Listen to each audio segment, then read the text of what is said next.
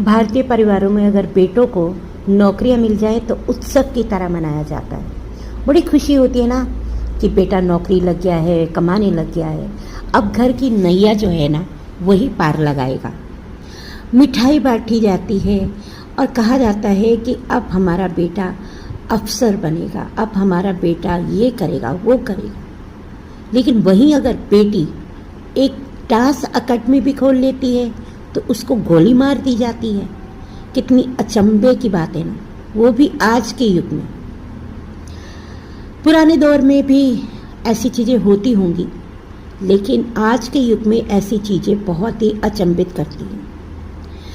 25 साल की एक टेनिस प्लेयर, जो एक स्टेट लेवल की टेनिस प्लेयर थी, उसके बाप ने उसी घर में उसकी रसोई में ही उस लड़की को 5 गोलियां मारकर हत्या कर दी। घर वाले कहते हैं, जो उसकी माँ है वो कहती है कि हमें पता ही नहीं है बात क्या है। ऐसा तो हो नहीं सकता ना कि घर में कोई कलेश हो अकेडमी को लेके, क्योंकि मेन बात यही सामने आ रही है कि पिता नाराज थे कि अकेडमी बंद की जाए और वो अकेडमी बंद करने को तैयार नहीं थी।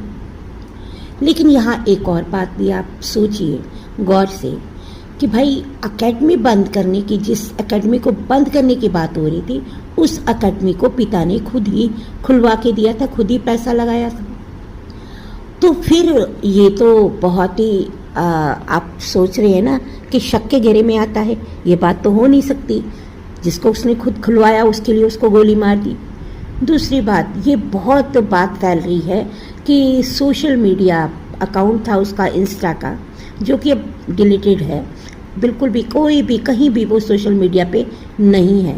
लेकिन उसके दोस्तों का कहना है कि सोशल मीडिया का जो अकाउंट था उसका इंस्टाग्राम का, वो तो वहाँ पे इतनी एक्टिव ही नहीं थी। वहाँ बहुत कम पोस्ट थी और बहुत कम लोग उसको फॉलो करते थे, और वो तो बहुत कम लोगों को फॉलो करती थी, बल्कि वो मोस्टली किसी को फॉलो करती ही नहीं थी। तो ये कारण कैसे हो सकता है। तीसरी बात कि उसने एक म्यूज़िक एल्बम की थी और उस एल्बम के चलते वो जो है उसके पिता नाराज़ थे।